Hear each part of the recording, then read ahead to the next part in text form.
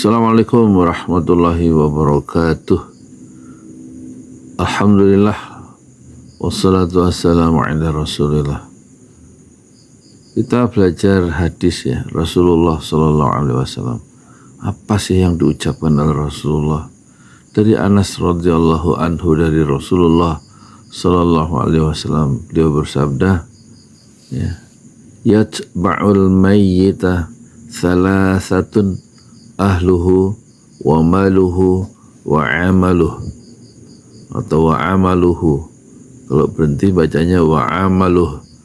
Fayarji'u thnani wa yabqa wahidun.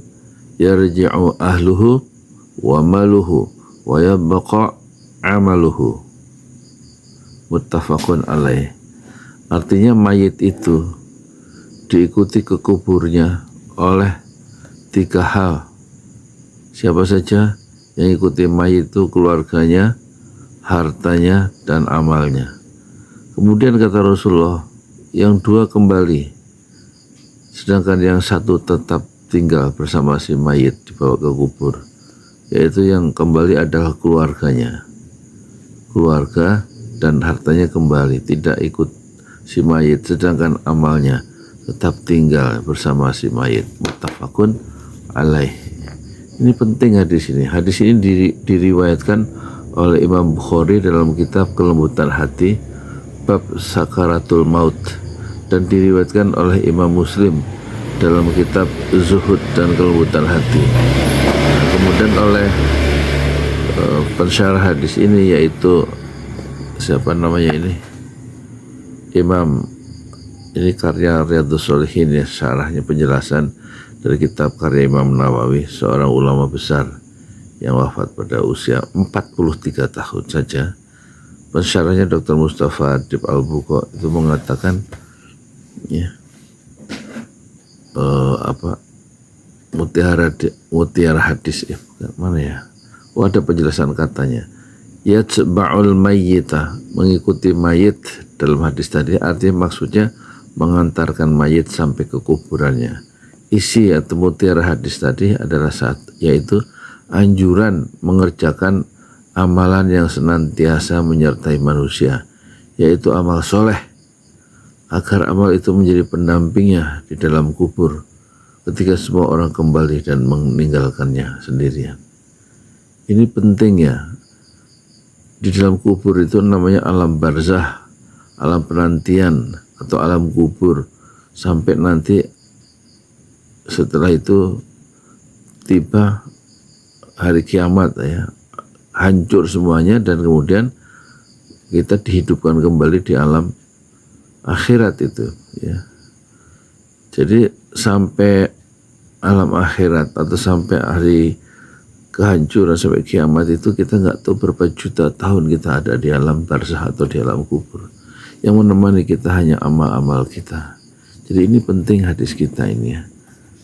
Di dalam alam kubur atau alam barzah, alam penantian itu ada yang namanya nikmat kubur dan ada siksa kubur.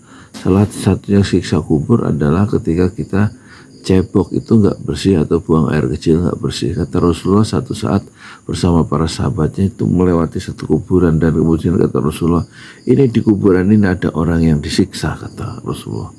Dan Rasulullah tahu karena diberitahu oleh Allah, sahabat tidak tahu kecuali diberitahu oleh Rasulullah. Kata Rasulullah, sahabat bertanya, kenapa mereka disiksa di alam kubur ya Rasulullah? Ya karena mereka itu waktu di dunia suka namimah, yang adu domba. Yang kedua, selain mengadu domba sama manusia, mereka adalah istinjaknya nggak bersih, buang air besarnya nggak bersih, buang air kecilnya nggak bersih, masih bawa najis ya. Sehingga najis yang terbawa sholat itu membuat sholat dia nggak sah ya. Itu yang membuat dia disiksa di alam kubur, karena cara dia membersihkan najisnya dari badannya itu ya nggak sesuai dengan perintah Allah dan perintah Rasulullah, dan tidak bersih ya. Makanya di sini disebutkan ya, pentingnya dalam Islam itu selalu kebersihan. Untuk amal-amal juga begitu, harus diperhatikan kebersihan diri ya, disampingkan kebersihan hati, kebersihan niat. Jadi kembali ke hadis ini, mayit itu yatba'ul mayyita salasatun ahluhu wa maluhu wa amaluhu wa yarji'u thnani wa yabqa wahidun yarji'u ahluhu wa maluhu wa yabqa amaluhu. Jenazah itu, mayit itu yatba'u, diikuti oleh 3 perkara, oleh 3 hal yang begitu mayit itu ahluhu, keluarganya ya, sanak saudaranya, pasangan hidupnya, motornya, mobilnya yang mengantarkan dia itu ke kuburan ya kan, anaknya, andai tolannya, keluarga besarnya, semuanya mengiringi ke kuburan. Di samping itu yang mengiringi mayit ke kuburan adalah maluhu, hartanya, motornya, gelangnya, itu orang-orang yang mengantar itu kan pakai harta, pakai mobil, pakai gelang, pakai HP, pakai yang lain-lain. Dan yang ketiga yang ikuti si mayit yang sudah nggak berdaya itu, sudah menjadi jenazah, itu adalah amalnya yang pernah dia berbuat ya, amalnya, wa amaluhu, amalnya. Nah kata Rasulullah, wa yarji'u thnani, yang 2 itu kembali, yaitu apa? Yang kembali ahluhu, keluarganya ya, kembali semua. Wa amaluhu, ya, hartanya, wa maluhu maksudnya hartanya kembali. Gak akan ikut masuk kuburan tuh, rumahnya, emasnya, kalungnya, semuanya tetap tinggal ya. Wa yabqa wahidun, yang tetap itu adalah satu saja, wahidun, yang wa yabqa yang kekal abadi, yang mengikuti mayit itu sampai nanti hari kebangkitan adalah wa amaluhu, yaitu wa amaluhu, yang kembali itu nanti 2 kembali, yang tetap mengikuti mayit itu 1.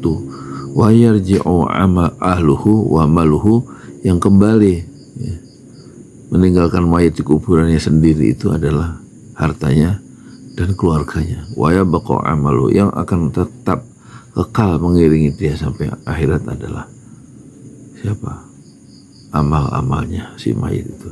Semoga hadis ini menyegarkan ingatan kita supaya kita fokus ya, terus berkembang, terus beramal soleh, fokus terus belajar untuk memperbaiki amal-amal soleh kita ya, untuk keselamatan kita sendiri.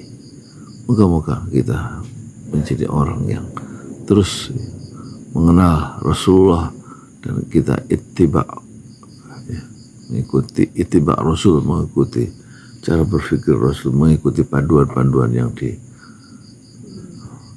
digariskan oleh Rasulullah Sallallahu Alaihi Wasallam. Kita tidak bisa bayangkan kita hidup tanpa Rasulullah Sallallahu Alaihi Wasallam. Saya Yudi Pramoko, tukang donat dari Parung Youtuber, tercuah di semesta fasbir, sabron jamilah, bersabarlah dengan kesabaran yang indah. Assalamualaikum warahmatullahi wabarakatuh. Sekarang di Parung ya, jam 3:25 pagi atau subuh ya. Masih sunyi di kampung ini ya. Assalamualaikum warahmatullahi wabarakatuh.